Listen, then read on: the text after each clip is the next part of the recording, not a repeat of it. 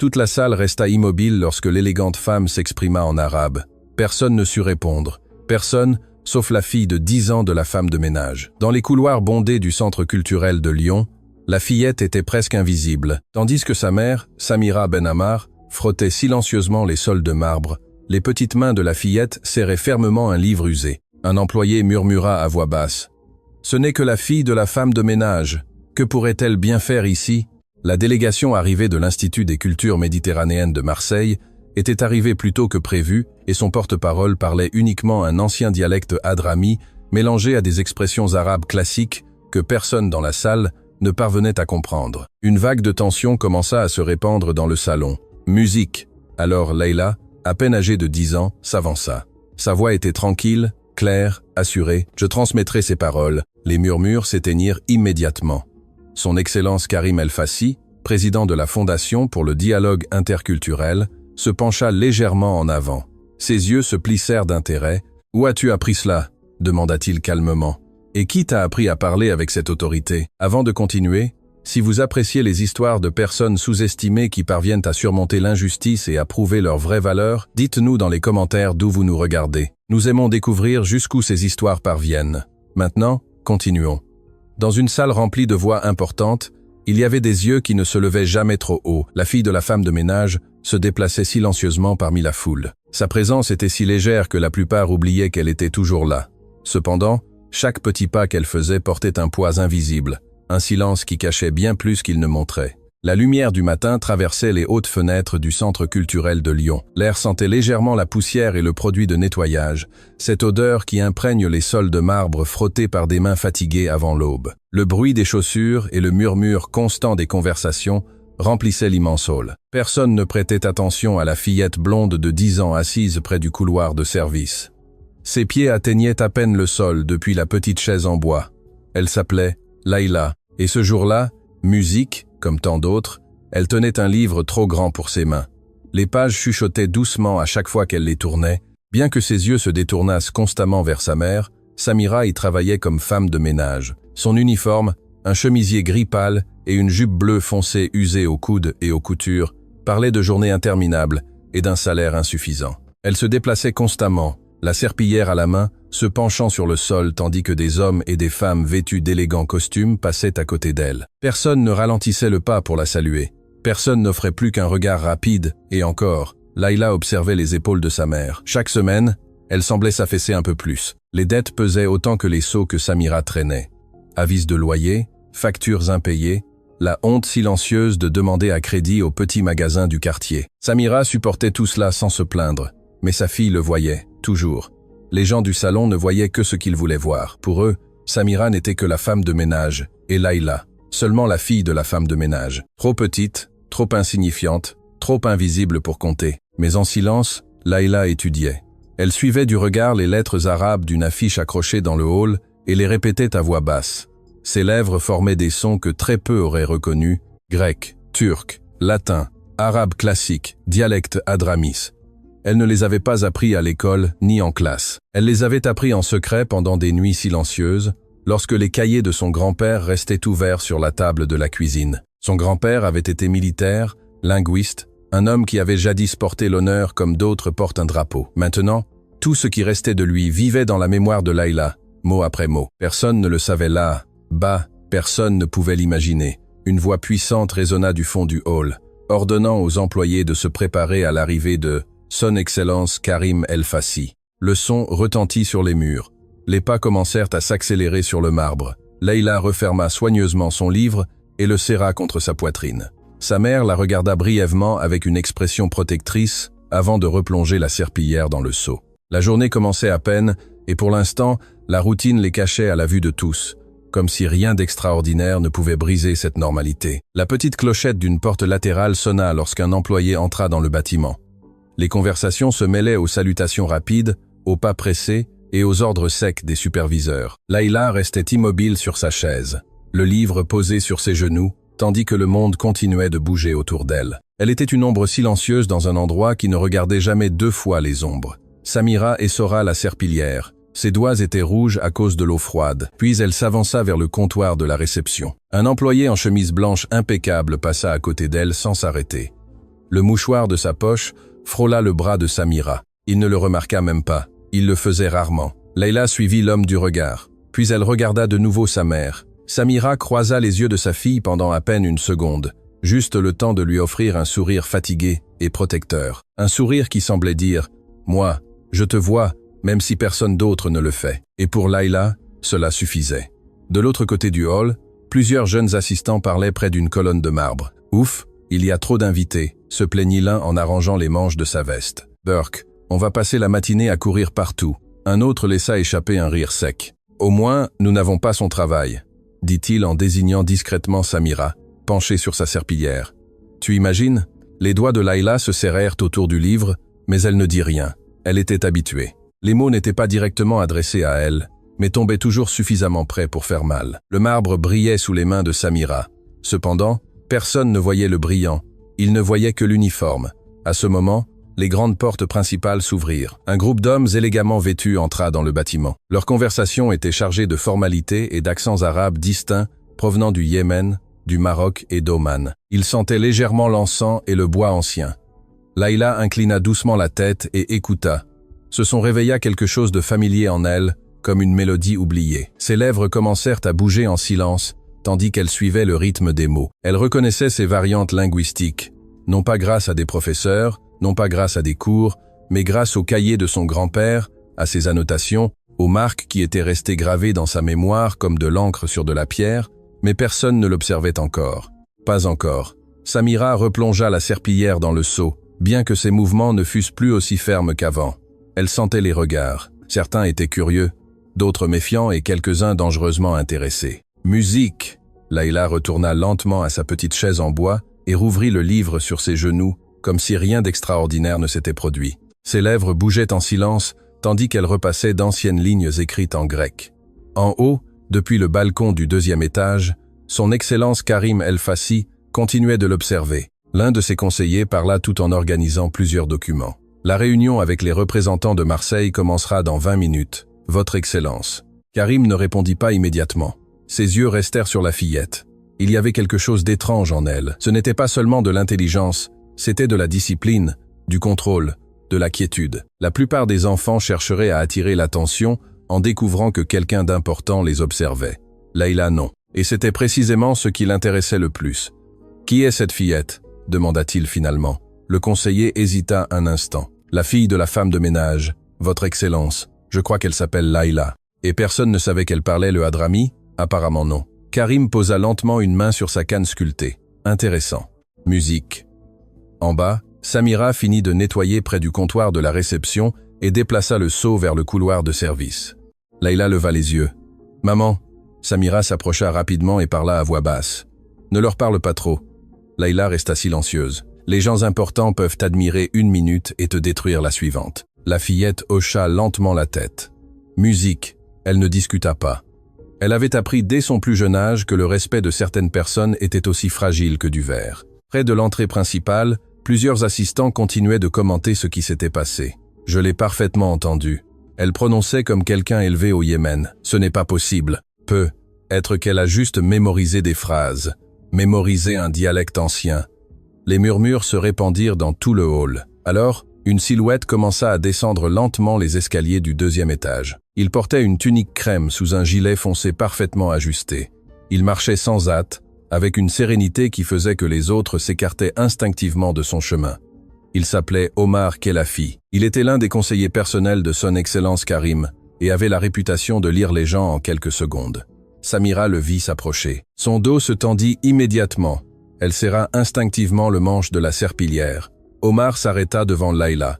La fillette leva lentement les yeux de son livre. Pendant quelques secondes, aucun ne parla. Omar observa d'abord le livre, puis les annotations soigneusement écrites dans les marges. Musique. Ensuite, il regarda la fillette. « Que lises-tu » La voix de l'homme était tranquille, ni aimable, ni agressive. Musique, simplement précise. Layla répondit avec le même calme. « Des poèmes traduits du grec. » Une petite réaction traversa le visage d'Omar. « Tu comprends le texte ?»« Oui, tout. » Layla réfléchit un instant avant de répondre. « Pas complètement. Certaines métaphores nécessitent un contexte historique. » Omar resta silencieux pendant plusieurs secondes. Il s'attendait à de l'arrogance enfantine ou de l'insécurité. Mais la fillette parlait exactement comme quelqu'un habitué à étudier vraiment, sans avoir besoin d'impressionner. « Combien de langues connais-tu » Layla referma doucement le livre. « 8. » Le mot resta suspendu dans l'air. Lourd, inconfortable. Même Samira baissa légèrement les yeux. Elle savait ce que cela signifiait pour les autres. Ridicule, impossible, menace. Omar inclina à peine la tête. « Qui t'a appris » Layla prit plus de temps cette fois. Les images apparurent lentement dans son esprit. La petite table de la cuisine, la lampe jaune, la toux de son grand-père au milieu de la nuit, les doigts tachés d'encre pointant des mots anciens. « Mon musique grand-père » répondit-elle finalement. « Et ma mère ?» Pour la première fois, Omar regarda réellement Samira. Non pas comme on regarde une employée, mais comme on regarde quelqu'un qui a protégé quelque chose d'important pendant des années. Samira sentit cette différence immédiatement, et cela l'incommoda plus que l'indifférence habituelle. Omar fit un petit pas en arrière. « Son Excellence veut te parler. » Le cœur de Samira s'arrêta un instant. « Maintenant ? Maintenant. » Layla serra le livre contre sa poitrine et se leva lentement de la chaise. Samira voulut la retenir, la protéger, dire qu'elle était trop petite. Mais quand elle vit le visage tranquille de sa fille, elle comprit quelque chose de douloureux. Layla n'appartenait plus uniquement au petit monde qu'elles avaient toutes deux construit pour survivre. Le talent avait commencé à ouvrir des portes impossibles à fermer. Omar fit un geste vers les escaliers. Layla commença à marcher. Samira la suivit immédiatement derrière. Chaque marche semblait les séparer de la vie qu'elles avaient connue jusqu'alors. En bas restait l'odeur du détergent, les seaux d'eau et les regards indifférents. En haut, l'air changeait. Il sentait le café arabe, le bois ancien et les parfums chers. Les murs étaient couverts de panneaux sculptés et de tableaux historiques. Les tapis épais absorbaient le son des pas. Des serviteurs vêtus de blanc marchaient silencieusement portant des plateaux d'argent. Layla observait tout. L'immobilité des gardes, la façon dont les gens parlaient plus bas à cet étage, la tension invisible qui flottait entre des personnes habituées au pouvoir. Samira montait derrière elle avec prudence. Elle ne marchait pas comme ceux qui appartenaient à cet endroit. Elle marchait comme quelqu'un conscient que chaque pas était un permis emprunté. Finalement, Omar ouvrit d'énormes portes doubles et elles entrèrent dans la salle de réception de Son Excellence Karim El Fassi. La pièce était spacieuse et silencieuse, il y avait des étagères remplies de livres anciens, des cartes roulées et des calligraphies arabes encadrées de bois sombre. Au centre reposait une longue table polie au point de refléter la lumière. Autour d'elle se trouvaient des universitaires, des conseillers et des personnalités importantes. Tous cessèrent de parler lorsque la fillette entra.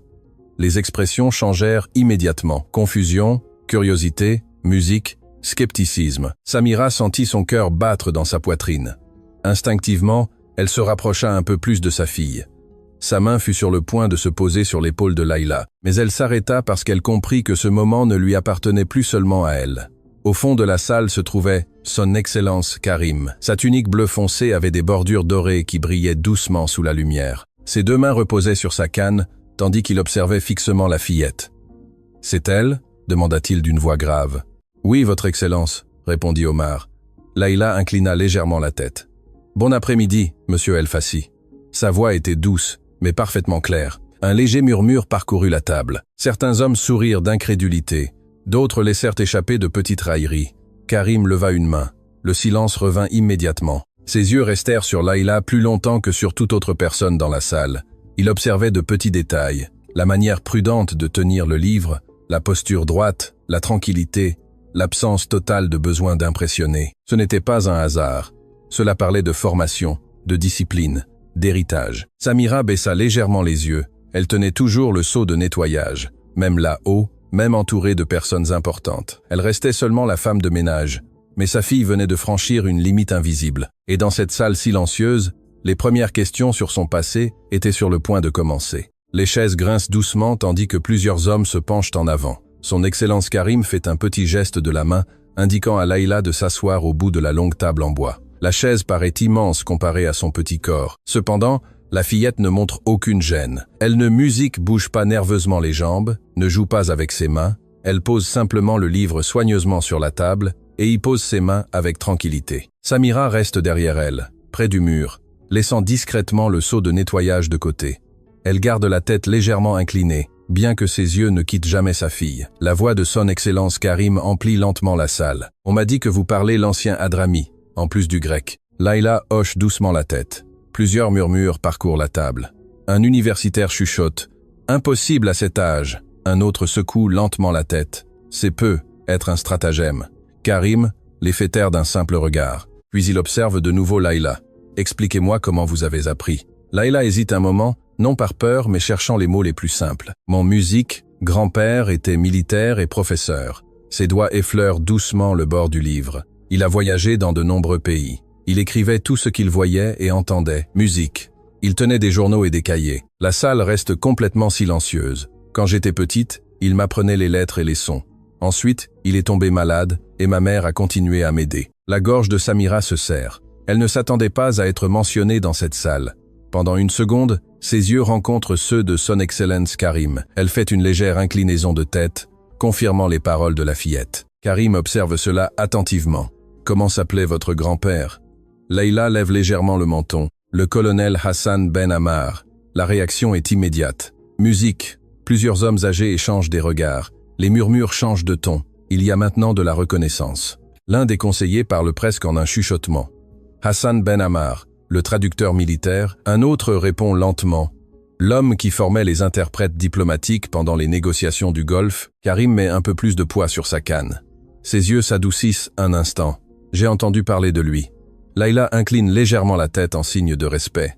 Elle ne sourit pas, elle ne montre pas de fierté. Elle porte ce nom de famille comme une responsabilité silencieuse, non comme un trophée. Samira se souvient immédiatement de nuits entières à voir Hassan tousser du sang, tout en continuant à enseigner des langues à sa petite fille sous la faible lumière de la cuisine. Elle se souvient avoir vendu ses bijoux pour acheter de l'encre et du papier quand l'argent disparaissait. Elle se souvient avoir cousu des vêtements pour d'autres jusqu'à l'aube, tandis que Layla répétait des mots anciens assise à ses côtés, mais elle reste silencieuse. Autour de la table, le scepticisme persiste. Cependant, quelque chose de différent commence à grandir dans cette salle. Curiosité, respect, intérêt véritable. Et avec l'histoire de cette fillette commençant à émerger lentement à la musique, lumière, les couches les plus profondes de sacrifice et de discipline sont sur le point de se révéler. Le silence se répand de nouveau. Le nom d'Hassan Ben Ammar est resté suspendu dans l'air comme une marque impossible à ignorer. Karim se penche légèrement en avant. La lumière dorée effleure les bords de sa tunique sombre. « Votre grand-père est mort quand vous étiez petite, n'est-ce pas ?» La voix de Layla est plus douce cette fois. « Oui, j'avais 6 ans. » Ses yeux baissent brièvement vers le livre. Il a laissé ses journaux. Ma mère les a protégés. Tous les regards se dirigent vers Samira. Elle reste près du mur, son uniforme encore humide de travail. Elle ne parle pas, mais son visage dit la vérité avant tout mot. Layla continue. Après sa mort, il n'y avait pas d'argent pour les écoles. Ma mère travaillait, nettoyait, portait des seaux. J'étudiais seul. Sa voix ne change jamais. Il n'y a pas de pitié en elle, ni de dramatisation, seulement des faits. Comme quelqu'un habitué à survivre sans attendre de compassion, l'un des hommes laisse échapper un petit rire incrédule. Les enfants lisent des contes, pas des dialectes anciens du désert. Layla tourne lentement la tête vers lui. Il n'y a pas d'arrogance dans son expression, seulement de la précision. Les enfants lisent ce qu'on leur donne. La salle reste immobile. Layla continue. Musique. Ma mère m'a donné les mots d'homme mort, et j'ai continué à lire jusqu'à les comprendre. Le sourire de l'homme disparaît immédiatement. Il détourne le regard sans répondre. Samira ferme les yeux un instant. Elle se souvient de nuits entières à frotter les uniformes de familles riches, tandis que sa fille étudiait assise par terre. Elle se souvient de petites mains tirant doucement sa manche, demandant la signification de symboles anciens. Elle se souvient d'avoir répondu honnêtement, même quand elle-même ignorait certaines réponses. Sacrifice. Toute sa vie avait été construite là, dessus. Samira supportait le poids des dettes pour que sa fille puisse supporter le poids des mots. Layla pose doucement une main sur le livre. J'ai étudié parce que mon grand-père disait que les langues maintiennent les mémoires vivantes. Quand les mots disparaissent, les gens disparaissent aussi. Les yeux de Son Excellence Karim changent à peine. Quelque chose ressemblant au respect apparaît fugacement dans son regard. Il se penche lentement en arrière tandis que sa canne frappe doucement le sol. Votre grand-père avait raison.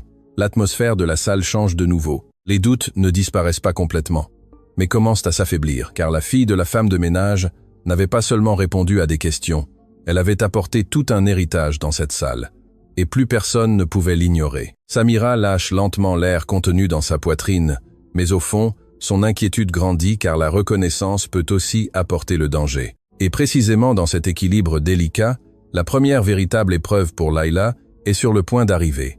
Les portes de la salle s'ouvrent brusquement. Un jeune employé administratif entre précipitamment, tenant plusieurs documents. La sueur brille sur son front. « Votre Excellence, la délégation de Marseille est arrivée plus tôt que prévu. » L'homme déglutit avant de continuer. Son porte-parole ne parle que l'ancien Hadrami. L'interprète officiel n'arrivera que demain. Les murmures commencent immédiatement.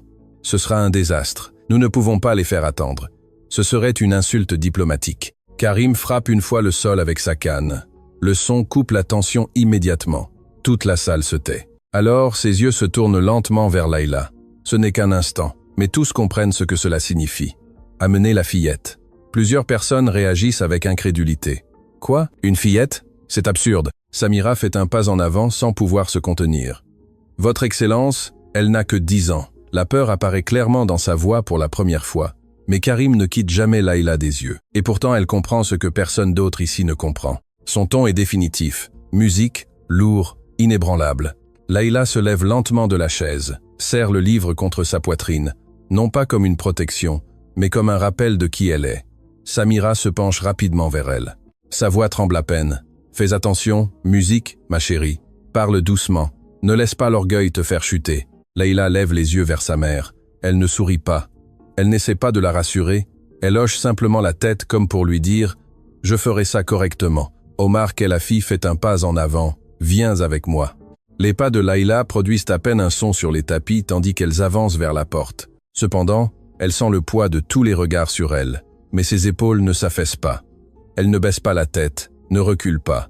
Le couloir extérieur est froid et silencieux. Au bout du couloir attend la salle orientale. Et à l'intérieur, des hommes importants attendent impatiemment quelqu'un capable de parler leur langue. Samira le suit jusqu'à l'entrée, mais s'arrête juste avant de traverser. Elle joint lentement ses mains humides et murmure une prière à voix basse. Et dans le silence qui suit, Layla s'avance seule vers la première grande épreuve de sa vie. La salle orientale est plus petite que le grand salon principal, mais la tension y est beaucoup plus lourde. Les épais rideaux bloquent une partie de la lumière extérieure, l'air est chargé de l'arôme du café arabe et de l'encens. Autour d'une table basse en bois sombre, se trouve la délégation arrivée de l'Institut des cultures méditerranéennes de Marseille. 4 hommes vêtus d'élégantes tuniques blanches parlent entre eux avec une impatience évidente. Leurs voix sont basses, sèches, agacées. Tout s'arrête quand Layla entre dans la salle avec Omar Khelaifi. Omar fait un petit geste en avant. Elle sera l'interprète. Le silence est immédiat. L'homme le plus âgé lève lentement les yeux. Ses yeux se plissent en voyant la fillette. Une fillette? La phrase sort en ancien hadrami, sèche comme une feuille qui se brise.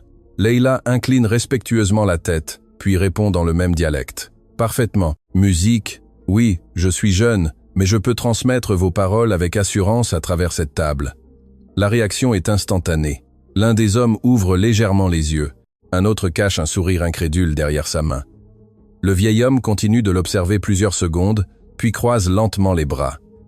C'est ce que tu dis. Layla ne discute pas, n'essaie pas de les impressionner. Elle fait simplement un petit geste vers les documents. S'il vous plaît, commencez. Musique. Le vieil homme commence à parler. Son discours est complexe, chargé d'expressions régionales anciennes et de références culturelles difficiles, même pour des interprètes professionnels. C'est une épreuve, un piège soigneusement construit. Il veut la voir se tromper. Layla écoute sans interrompre. Ses lèvres bougent à peine, suivant le rythme des phrases. Ses yeux restent tranquilles. Lorsque l'homme termine, elle se tourne lentement vers Omar et les représentants du centre culturel et commence à traduire. Chaque phrase sort avec une précision absolue. Elle ne traduit pas seulement des mots, elle traduit l'intention, la cadence, le respect, le contexte. Même les références culturelles sont parfaitement expliquées dans la conversation. L'atmosphère change lentement. Les hommes, musique, qui doutaient auparavant commencent à se regarder. L'un des délégués murmure quelque chose à voix basse, clairement surpris. Le vieil homme pose un doigt sur la table, l'observant, la mesurant comme un homme qui vient de frapper du métal en s'attendant à trouver de la faiblesse et qui découvre de l'acier. Layla termine la traduction et se tait. Elle ne sourit pas, ne cherche pas l'approbation. Elle attend simplement. Omar regarde lentement les hommes au fond de la salle. Les expressions de scepticisme ont presque complètement disparu. Il reste maintenant quelque chose de beaucoup plus difficile à obtenir. Le respect. En dehors de la salle, Samira attend près de la porte. Elle ne peut pas entendre chaque mot, mais elle en entend suffisamment.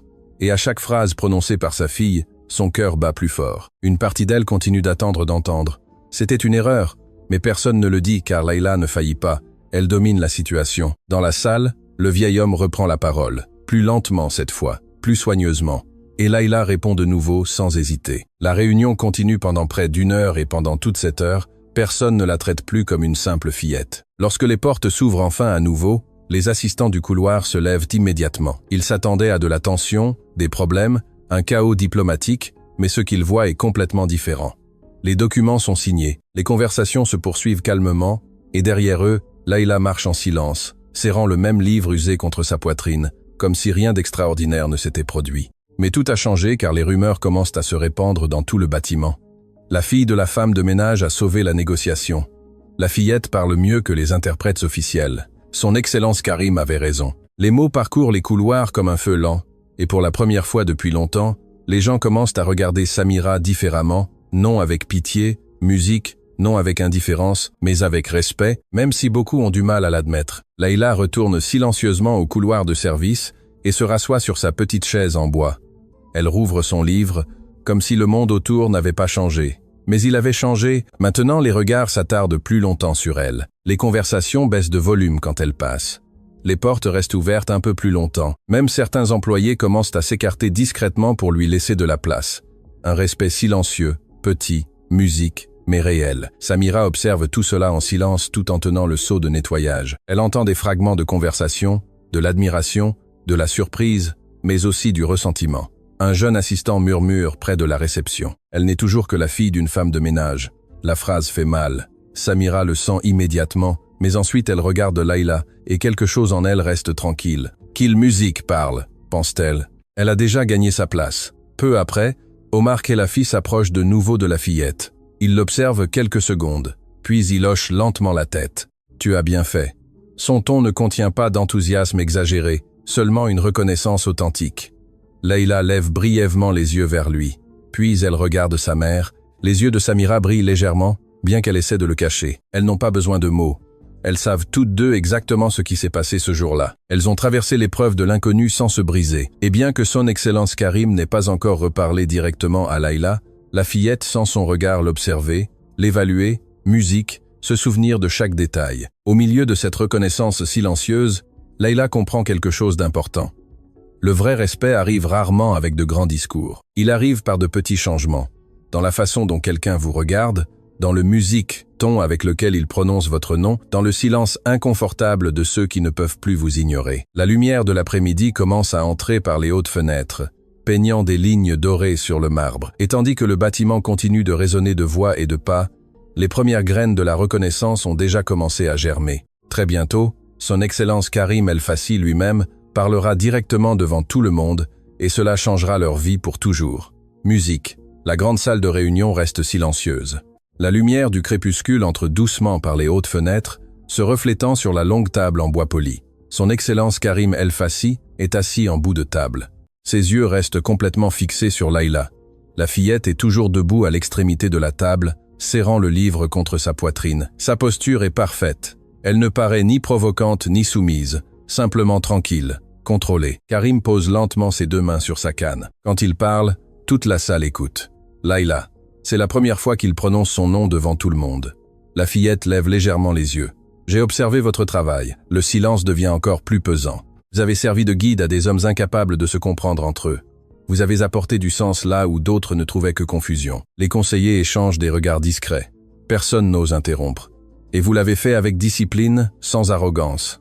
Layla reste immobile. Seuls ses doigts se crispotent légèrement autour du livre. Samira observe de derrière. Ses mains reposent sur le manche de la serpillière, bien qu'elle ne sente presque plus le poids du seau. Il y a de la fierté dans ses yeux, une fierté silencieuse, contenue. Karim se penche légèrement en avant. Vous possédez un don rare, et un tel don mérite plus que des murmures dans les couloirs. La salle reste complètement immobile. Même ceux qui doutent encore comprennent le poids de ces mots. Son Excellence Karim poursuit. À partir d'aujourd'hui, vous aurez accès à la formation, aux leçons et à l'orientation au sein de ce centre, non pas comme une faveur, mais en reconnaissance de votre capacité. La respiration de Samira s'arrête un instant. Layla ne répond pas immédiatement. Le poids de ces mots tombe lentement sur elle. Une porte, musique, une opportunité, un monde qui avait toujours existé loin d'elle deux. Finalement, la fillette incline légèrement la tête, mais avant qu'elle ne puisse parler, Samira fait un petit pas en avant. Sa voix sort doucement, prudemment. « Votre Excellence ?» Comment puis-je être sûr qu'elle ne sera pas utilisée, qu'elle ne deviendra pas seulement une curiosité pour d'autres? Plusieurs hommes tournent la tête, surpris. Personne ne s'attendait à ce que la femme de ménage parle, mais Karim ne semble pas offensé. Au contraire, il l'observe attentivement, comme si cette question confirmait exactement le type de mère qu'il imaginait. « Elle ne sera pas utilisée ?» répond-il lentement. « Sa place ici sera gagnée par le mérite et protégée par le respect. » Puis il ajoute « Et vous resterez près d'elle. » Samira baisse lentement le regard. Une partie de la tension quitte ses épaules. Layla observe sa mère un instant. Elles n'ont pas besoin de se dire quoi que ce soit. Elles comprennent toutes deux parfaitement ce qui se passe. Omar et la fille restent près du mur en silence, mais même lui peut remarquer le changement dans cette salle. La fille de la femme de ménage n'est plus invisible. Karim reprend la parole. Les leçons commenceront demain. Sa voix est tranquille, musique définitive. Et vous continuerez à aider là où vos compétences sont nécessaires. Mais maintenant, votre talent a été officiellement reconnu. Layla se redresse légèrement. Elle ne sourit pas. Elle ne montre pas d'émotion exagérée. Elle accepte simplement ces mots avec la même sérénité avec laquelle elle a supporté le mépris. Et à cet instant, les portes d'un monde complètement différent commencent à s'ouvrir devant elle. Le lendemain matin, la lumière du soleil couvre les étages supérieurs du centre culturel de Lyon. Layla marche aux côtés de Samira dans les couloirs silencieux. La différence entre elle et le lieu reste évidente. Les vêtements gris simples de Samira contrastent avec les élégants tapis, les murs sculptés et les immenses tableaux historiques. Omar Kelafi avance devant elle.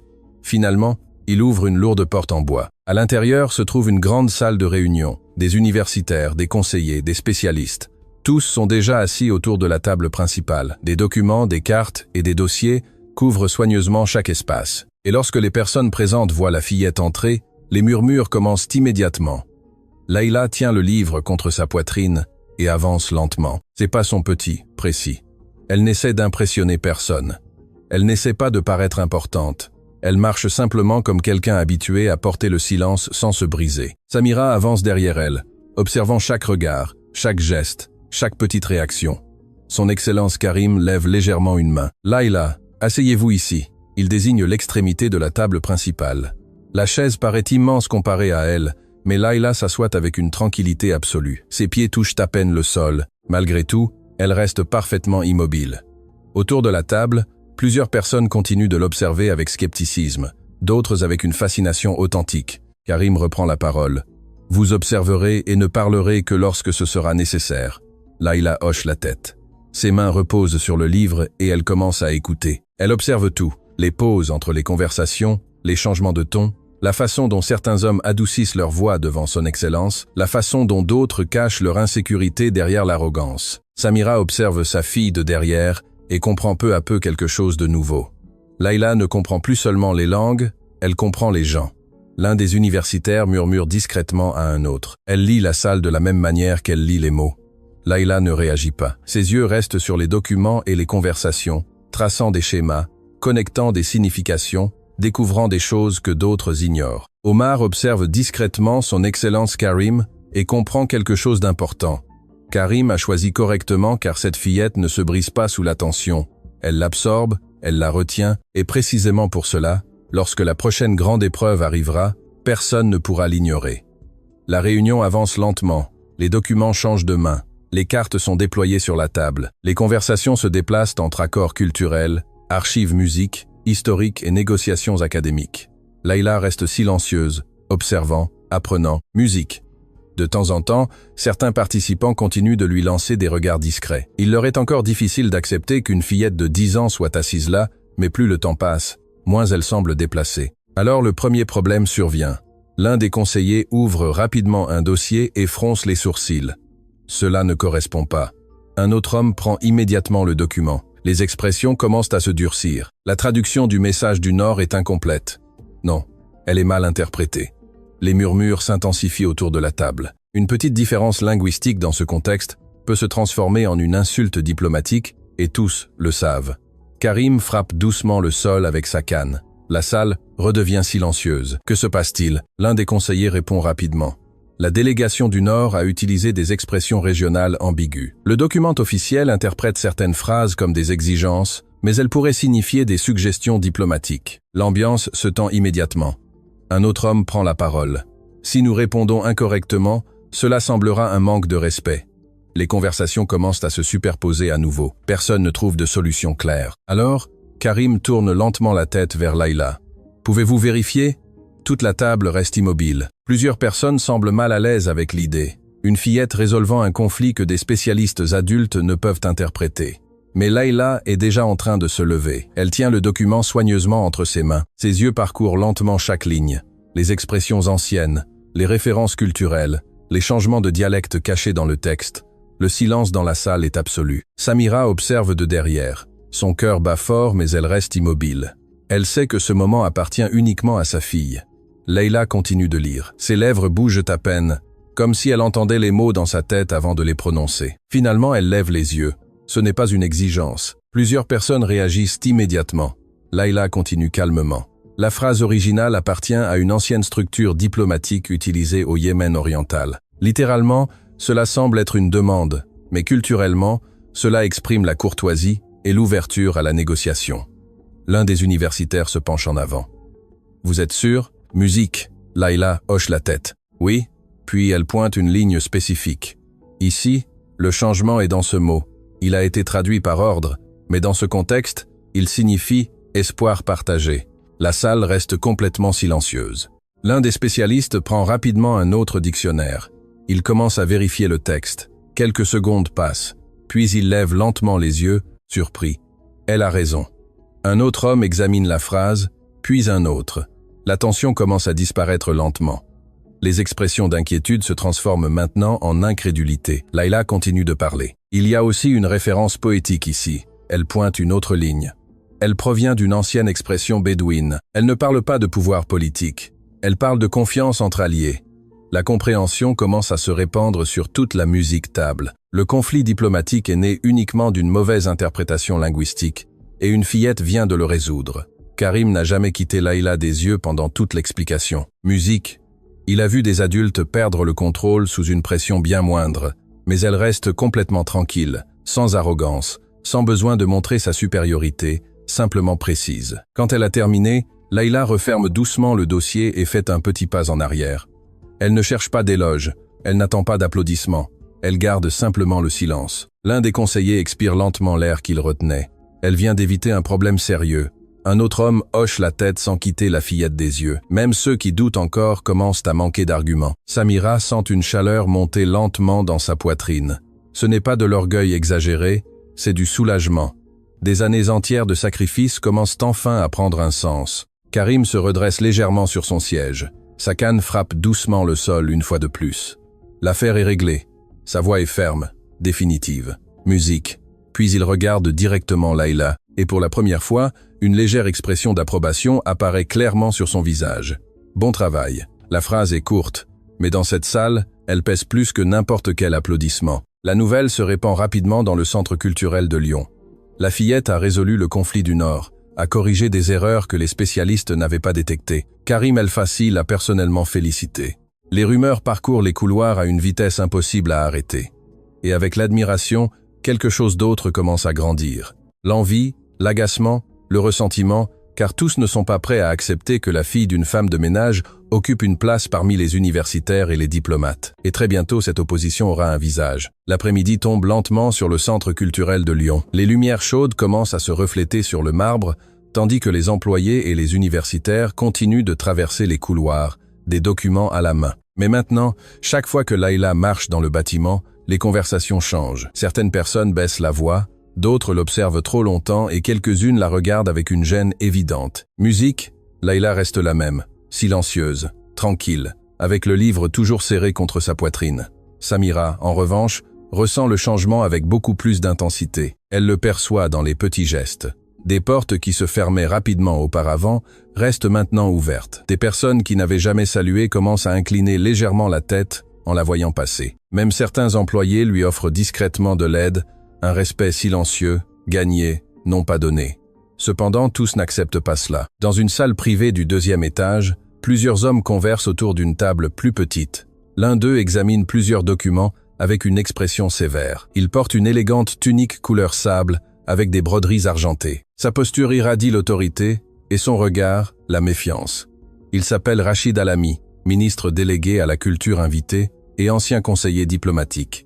Un homme connu pour se méfier de quiconque reçoit une reconnaissance trop rapide. L'un des universitaires parle avec prudence. La fillette a démontré des compétences extraordinaires. Rachid lève lentement les yeux. C'est une fillette. Musique, oui, mais et en plus la fille d'une femme de ménage. La phrase tombe lourdement dans la pièce. Un autre homme tente de répondre. Pourtant, les délégations ont été impressionnées. Rachid ferme lentement le dossier devant lui. L'admiration émotionnelle ne remplace pas l'expérience professionnelle. Le silence s'étend quelques secondes. Puis il ajoute « Le talent sans pression réelle n'a pas encore été prouvé ». Le lendemain matin, Leïla entre de nouveau dans la grande salle de réunion avec Samira. Les conversations diminuent immédiatement. Son Excellence Karim n'est pas encore arrivé et au fond de la table principale se trouve Rachid Alami, l'observant, la mesurant, comme s'il essayait de trouver une fissure invisible. Leïla soutient ce regard à peine une seconde avant de s'asseoir. Elle ne semble pas intimidée, mais alerte. Samira le sent aussi immédiatement.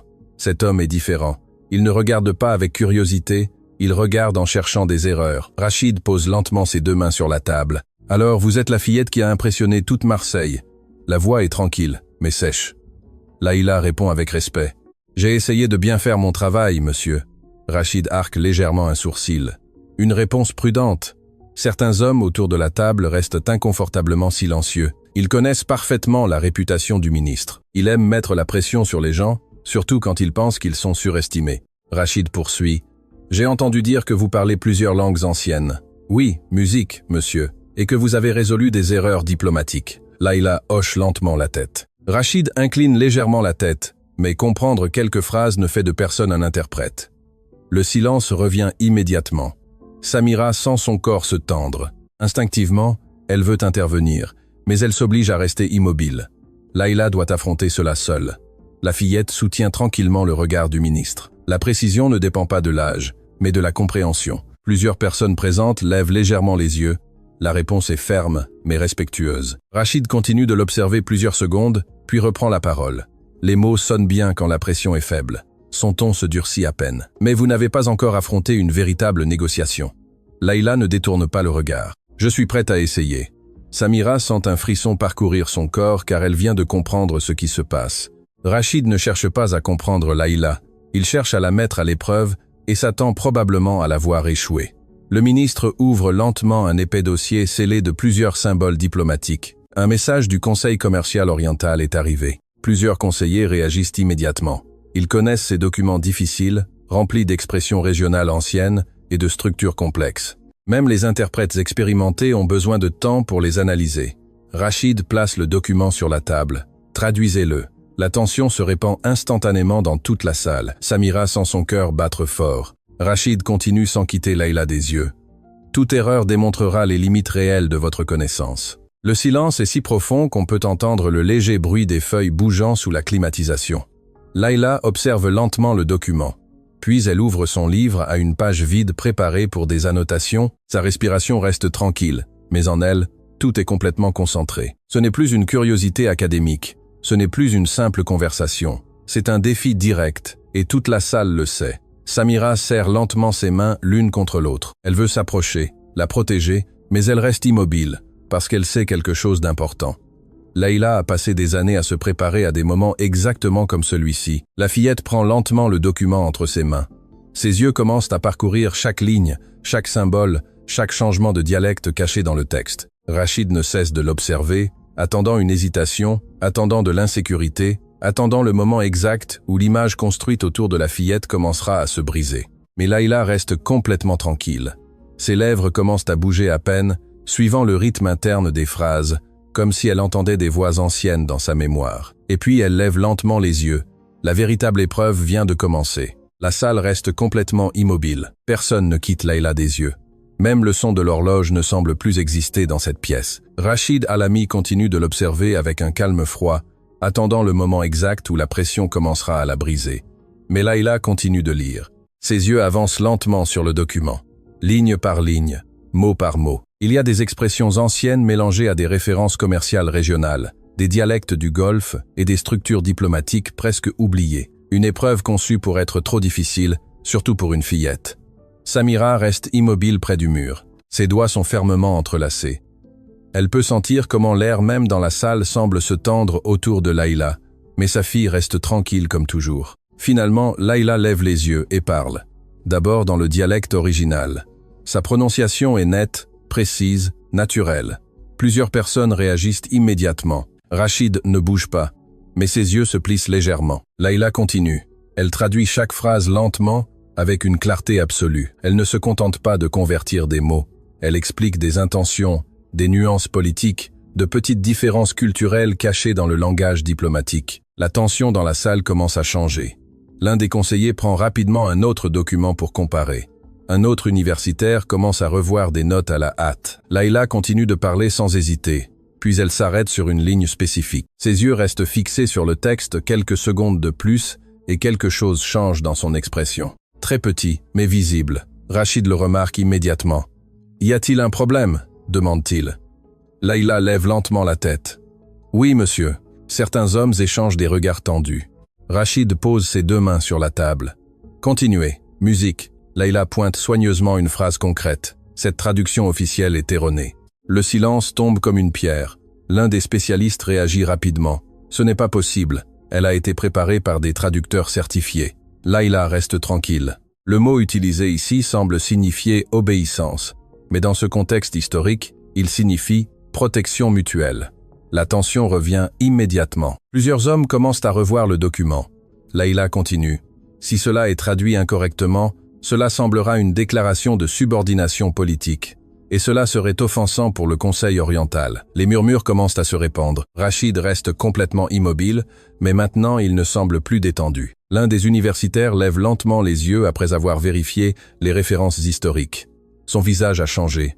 Elle a raison. Un autre homme ouvre rapidement un ancien dictionnaire régional, tourne plusieurs pages et hoche lentement la tête aussi. La structure linguistique appartient au XVIIe siècle. L'interprétation moderne change complètement la signification. L'ambiance dans la salle change brusquement. Ce n'est plus impressionnant. C'est sérieux, très sérieux. Layla vient de détecter une erreur diplomatique qui aurait pu provoquer un conflit institutionnel important. Rachid observe fixement la fillette pour la première fois depuis le début de la réunion.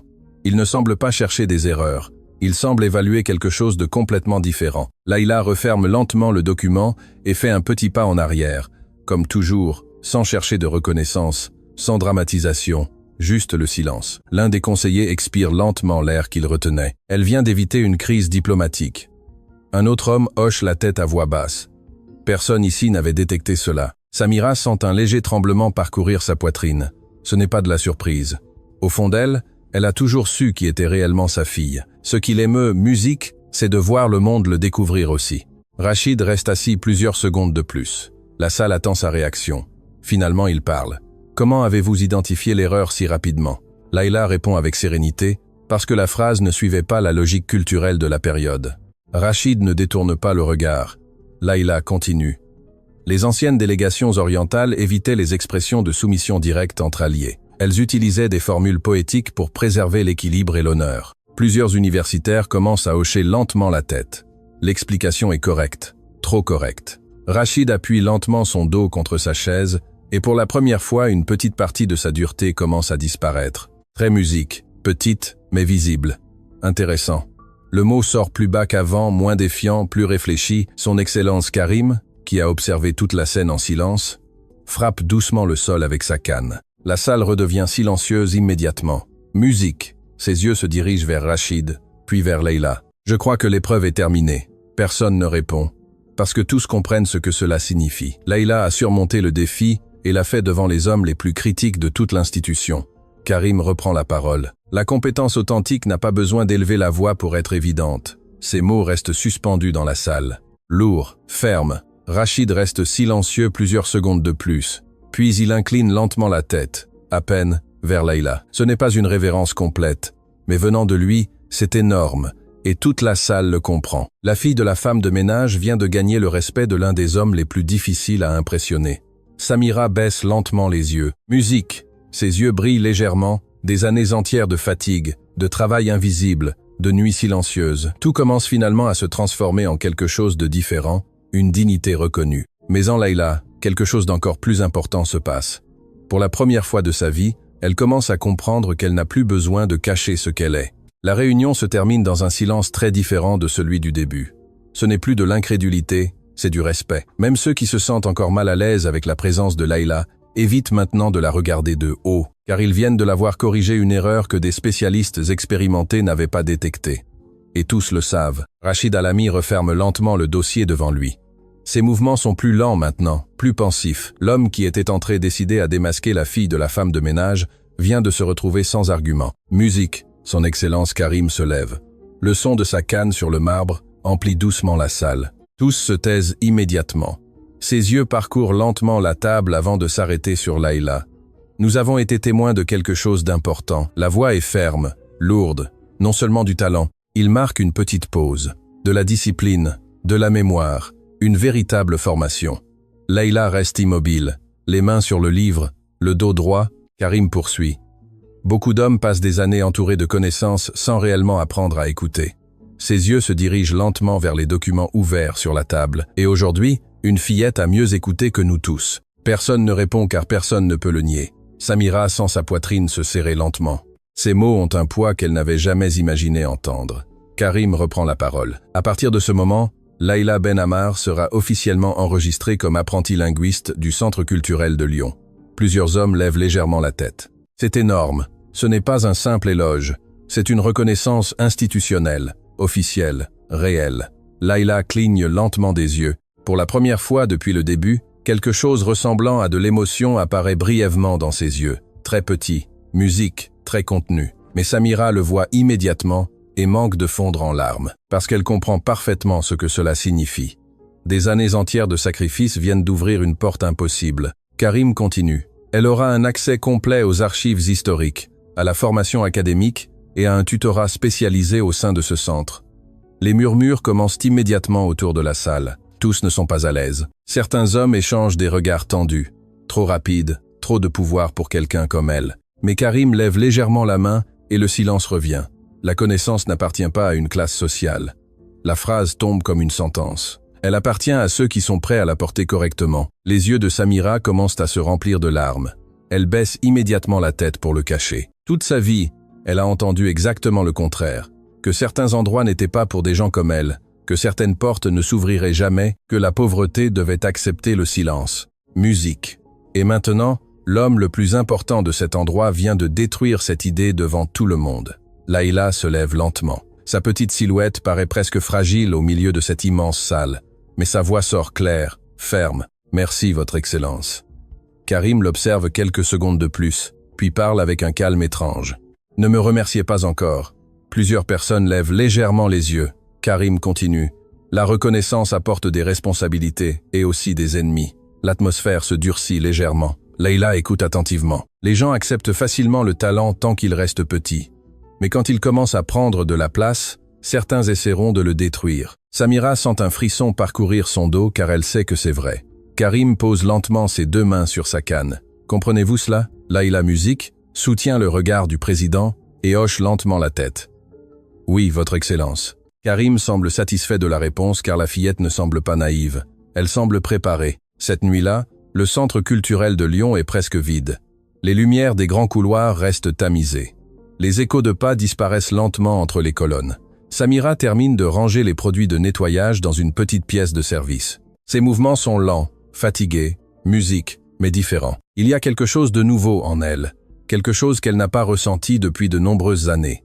L'espoir. Layla est assise près de la porte, lisant sous la lumière jaune d'une petite lampe, comme toujours. Mais maintenant, tout est différent. Samira s'approche lentement et s'assoit à côté d'elle.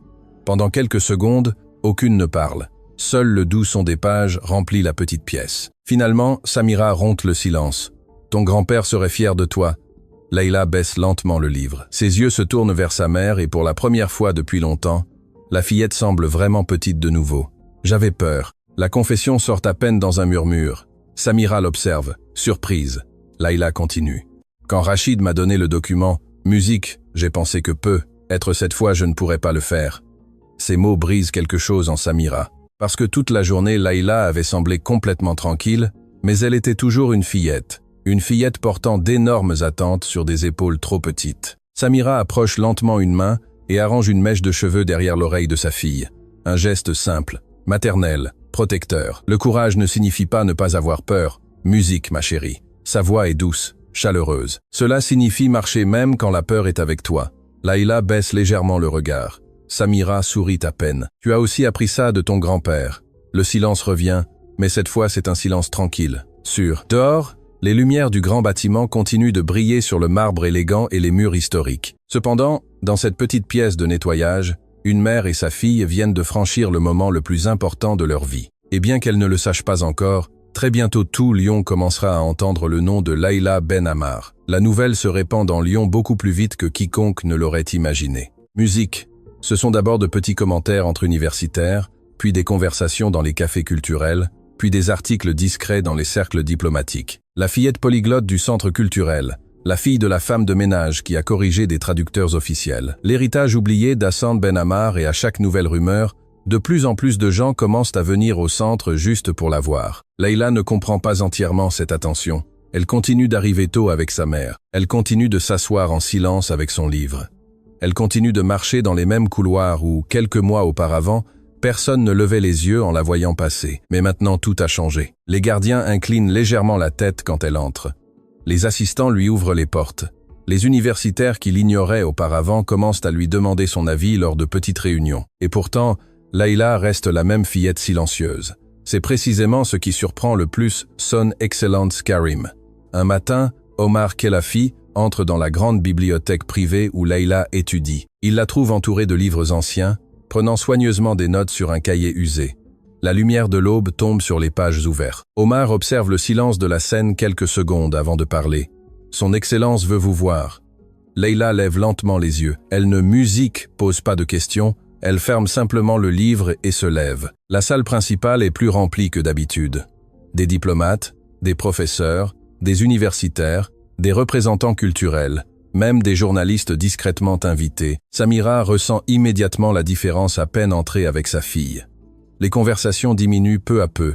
Les regards commencent à se tourner vers elle. Ce n'est plus une réunion privée. C'est quelque chose de bien plus grand. Son Excellence Karim reste debout devant la table principale. Sa canne repose fermement sur le marbre. Lorsque Layla entre, tout se tait. Karim observe lentement la fillette avant de commencer à parler. Pendant de nombreuses années, sa voix résonne profondément dans la salle. J'ai vu des gens chercher la reconnaissance sans comprendre le véritable poids de la connaissance. La salle reste immobile, mais très rarement j'ai vu quelqu'un porter la sagesse avec humilité. Ses yeux se dirigent vers Layla, surtout quelqu'un de si jeune. Samira sent son cœur commencer à battre fort. Karim poursuit. Layla Ben Ammar a fait preuve de discipline, d'intelligence et de respect pour les langues et les cultures qu'elle étudie.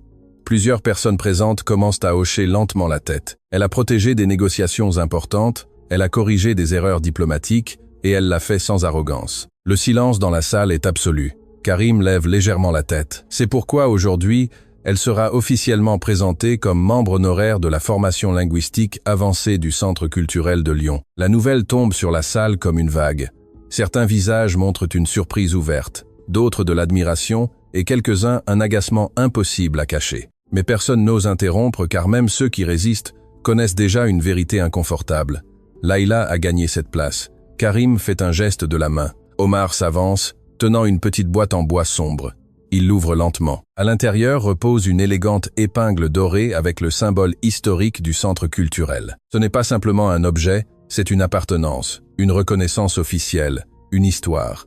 Karim prend l'épingle soigneusement et s'approche de Layla. La fillette reste immobile. Ses yeux sont toujours tranquilles. Mais Samira peut voir que ses doigts tremblent à peine. Karim pose lentement le symbole sur les vêtements simples de Layla et parle à voix basse, bien que toute la salle l'entende parfaitement. Votre grand-père a protégé des mots anciens pour qu'ils ne disparaissent pas. Il fait une petite pause. Maintenant, vous continuerez ce travail. Les yeux de Layla se remplissent légèrement de larmes. Pour la première fois, elle ne semble pas savoir quoi répondre. Samira baisse rapidement les yeux car les larmes commencent finalement à s'échapper. Des années entières à nettoyer silencieusement ces mêmes couloirs. Et maintenant sa fille est reconnue devant les personnes les plus importantes de l'institution. La fille de la femme de ménage, la fillette invisible, plus jamais invisible. Karim retourne lentement à la table principale, puis il parle une dernière fois. Ne jugez jamais la valeur d'une personne par les vêtements qu'elle porte, ni par l'endroit d'où elle vient. Ces mots traversent toute la salle, lourds, directs, impossibles à ignorer. Car certaines des intelligences les plus extraordinaires naissent exactement là où presque personne ne regarde. Le silence qui suit est absolu. Personne ne bouge, personne ne parle, car tous savent que cette phrase va bien au-delà de Layla. C'est une leçon pour toute la salle, et peut être pour tout Lyon. La salle reste silencieuse même après que son Excellence Karim ait fini de parler. Personne ne semble vouloir rompre ce moment. Les mots flottent encore dans l'air. Certaines des intelligences les plus extraordinaires naissent exactement là où presque personne ne regarde. Layla reste immobile au centre de la salle. Le petit symbole doré brille doucement sur ses vêtements simples. Pour la première fois depuis le début, les regards vers elle ne contiennent plus de doute, seulement du respect. Même Rachid Alami reste silencieux. Ses yeux sont toujours sur la fillette. Mais maintenant il n'y a plus de défi en eux, seulement de l'acceptation. Lente, difficile, mais réelle, Samira reste derrière Layla. Ses mains tremblent légèrement. Elle essaie de rester ferme. Elle essaie de ne pas pleurer devant tout le monde, mais il est impossible d'arrêter complètement tant d'années accumulées dans sa poitrine, des années entières à se sentir invisible, des années à entrer par des portes secondaires, des années à baisser les yeux pour éviter des humiliations inutiles. Et maintenant, tout cet endroit regarde sa fille avec admiration. Karim se rassit lentement, puis il fait un petit geste vers Layla. « Approchez-vous ». La fillette obéit en silence. Le président l'observe quelques secondes de plus avant de parler d'une voix beaucoup plus tranquille, plus humaine. « Savez-vous quel est le véritable danger de la connaissance ?» Layla réfléchit quelques secondes, puis répond « Croire que l'on devient supérieur aux autres ». Une légère expression apparaît sur le visage de Karim, presque un très petit sourire. « Votre grand-père vous a bien enseigné. » Puis il ajoute « N'oubliez jamais musique qui vous êtes ni d'où vous venez, car le respect authentique ne naît pas du talent, il naît de la façon dont vous utilisez ce talent. » Layla hoche lentement la tête. Chaque mot semble rester gravé en elle. Karim poursuit. Beaucoup essayeront de s'approcher maintenant. Certains sincèrement, d'autres non. Ses yeux se durcissent à peine. Apprenez à les distinguer. La fillette hoche de nouveau la tête. Samira écoute en silence et comprend quelque chose d'important. Karim ne voit pas seulement de l'intelligence en Layla. Il voit du danger autour de cette intelligence, car le monde admire facilement les personnes extraordinaires jusqu'à ce qu'elles commencent à changer l'équilibre des choses. La réunion se termine peu après. Les gens commencent lentement à quitter la salle, mais cette fois beaucoup s'arrêtent devant Layla avant de partir. Des universitaires, des diplomates, musique, des chercheurs. Certains inclinent respectueusement la tête, d'autres lui parlent directement. « Ce fut un honneur de vous entendre. Votre grand-père serait fier. J'espère retravailler avec vous bientôt. » Layla répond toujours de la même manière, avec respect, avec tranquillité, musique, sans laisser la reconnaissance changer sa posture. Et plus elle reste humble, plus l'admiration grandit autour d'elle. Rachid Alami est l'un des derniers à s'approcher. La salle devient plus silencieuse lorsque le ministre marche lentement vers la fillette. Samira observe immédiatement avec attention. Rachid reste quelques secondes devant Layla avant de parler. « Je me suis trompé à votre sujet. » La phrase surprend même plusieurs hommes, qui sont encore près de la porte. Rachid ne s'excuse jamais facilement. Layla lève lentement les yeux, mais ne répond pas immédiatement. Rachid poursuit. « J'ai passé trop d'années à voir des gens feindre le talent, et j'ai oublié comment le reconnaître quand il apparaît vraiment. » Le silence est total. Puis l'homme incline légèrement la tête, un geste petit, mais énorme venant de lui. « Pardonnez-moi ». Samira sent un frisson parcourir son dos car elle vient de voir quelque chose qu'elle n'aurait jamais imaginé voir. L'un des hommes les plus fiers de toute l'institution s'inclinant devant la fille d'une femme de ménage. Layla répond avec la même sérénité que toujours. « Il n'y a rien à pardonner, monsieur. » Rachid l'observe quelques secondes de plus et pour la première fois sourit légèrement. Puis il s'en va sans rien dire de plus. Samira observe sa disparition lente dans le couloir et comprend alors quelque chose qu'elle n'oubliera jamais. Le véritable pouvoir de Layla n'était pas seulement dans les langues qu'elle parlait, il était dans la manière dont elle faisait changer les gens. Cette nuit-là, Lyon est couverte d'une douce pluie. Les lumières réfléchies sur les rues pavées brillent comme de petits miroirs dorés. Samira et Layla rentrent ensemble à la maison, sans escorte, sans luxe, sans grande voiture qui les attendent. Juste une mère et sa fille traversant les mêmes rues que d'habitude, mais même l'air semble différent. Samira tient le parapluie d'une main, tout en observant Layla marcher à ses côtés. La fillette serre toujours le livre contre sa poitrine, le même livre usé du premier jour. Finalement, Samira prend la parole. « Es-tu heureuse ?» Layla lève lentement les yeux vers elle. La question semble l'avoir prise par surprise. Elle réfléchit quelques secondes avant de répondre. « Oui ». Puis elle ajoute à voix plus basse. « Mais j'ai aussi peur. » Samira sourit doucement. Cela ne disparaît jamais complètement. La pluie continue de tomber autour d'elle. Douce, tranquille. Layla baisse légèrement le regard. « Crois-tu que grand-père serait vraiment fier ?» Samira s'arrête lentement au milieu de la rue. Ses yeux se remplissent de larmes de nouveau, Mais cette fois, elle n'essaie pas de les cacher. Elle approche une main du visage de sa fille et parle d'une voix brisée par des années entières de fatigue et d'amour. « Layla, ton grand-père a passé toute sa vie à attendre que quelqu'un continue ce qu'il a commencé. » La fillette reste complètement immobile. Samira sourit à travers ses larmes. « Et maintenant le monde voit enfin ce que j'ai toujours vu en toi. » Layla sent quelque chose de chaud l'emplir lentement la poitrine. Ce n'est pas de l'orgueil, pas exactement, c'est de l'appartenance. Pour la première fois de sa vie, elle ne sent plus qu'elle doit cacher qui elle est. La pluie continue de tomber sur Lyon tandis qu'elle continue de marcher lentement vers la maison. Et derrière elle, très loin déjà, l'énorme centre culturel reste illuminé en silence.